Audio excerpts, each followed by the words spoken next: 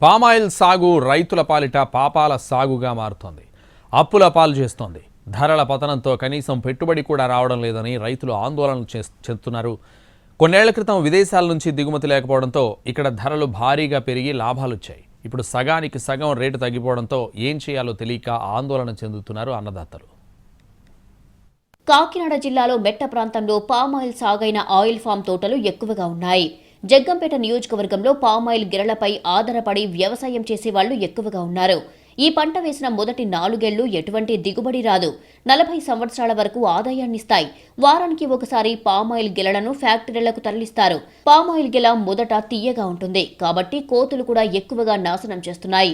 అయితే కరోనా సమయంలో ఈ సాగుపై రైతులు ఎక్కువగా ఆసక్తి చూపారు. అధిక లాభాలు తెచ్చిపెడుతుందని కొంచెం కష్టమైనప్పటికీ సాగుపై దృష్టి పెట్టారు. కోవిడ్ సమయంలో ఇతర దేశాల నుంచి గెలల దిగుబడి పూర్తిగా ఆగిపోయింది. దాంతో ధర టన్నుకు 20 నుంచి 23 వేల వరకు పలికింది. ఆ సమయంలో సాగు చేసిన వారు మంచి లాభాలు పొందారు. దాంతో ప్రతి ఏటా పామాయిల్ పండించే రైతుల సంఖ్య కూడా పెరిగింది. అంతకంతకు విస్తీర్ణం పెంచుకుంటూ పోయారు అన్నదాతలు. మొదటి 4 ఏళ్లు ఎలాగో అలా తిప్పలు పడితే తర్వాత కలిసి వస్తుందని అంచనా వేశారు. ఇప్పుడు రేటు టన్నుకి 13,000 కూడా పలకడం లేదు. ఇలా అయితే కనీసం తమకు పెట్టుబడులు కూడా రావని రైతులు ఆందోళన చెందుతున్నారు.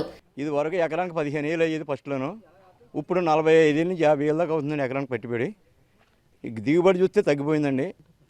మన తెల్లదోమ వచ్చిందండి. తెల్లదోమ వచ్చే ఇంచుమించులో ఎకరానికి 8 టన్నులు యావరేజ్ వచ్చేది 3 టన్నులన్నర 4 టన్నుల లోపు వస్తున్నాయండి.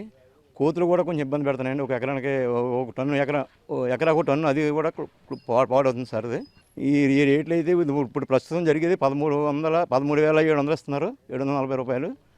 కానీ 18,000 నుంచి 20,000 ఉంటే కనుక ఎట్ట సార్ ఇది. ఇతర దేశాల నుంచి దిగుమతి కావడంతో స్థానికంగా ధరలు పాతాళానికి వెళ్లిపోయాయి. కేంద్రం కూడా సరిగ్గా దృష్టి పెట్టడం లేదని రైతులు చెబుతున్నారు.